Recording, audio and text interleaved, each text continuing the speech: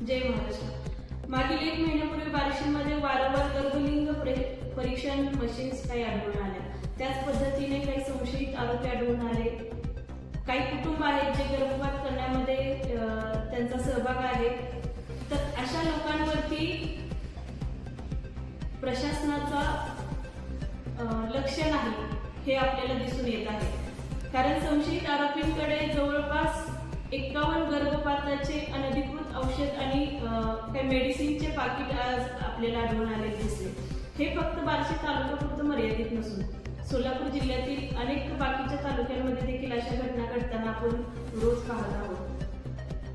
तर जवळपास माझ्या माहितीनुसार 230 सोनोग्राफी केंद्रे आणि 20 अधिकृत गर्भपात केंद्र आहेत।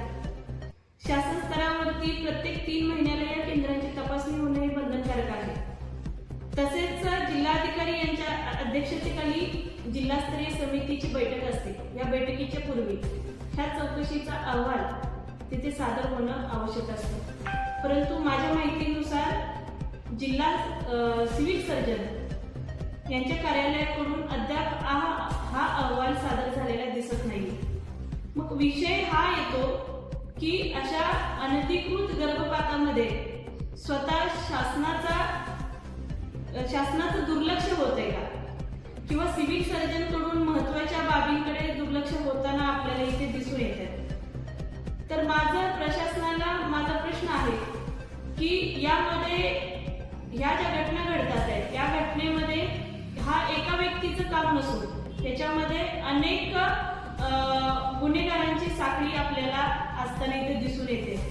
कारण अशा प्रकारची औषध पुरवठा करणाऱ्या कंपन्या, त्या कंपन्या कोणत्या आहेत, अशा प्रकारचे मध्यस्थी कोण आहेत, त्याच्यामध्ये जे आरोपी आढळून आले त्यांची सखोल चौकशी झाली का, ती झाली असेल तर त्याची माहिती प्रशासन लेवलला आम्हाला मिळणं गरजेचं आहे।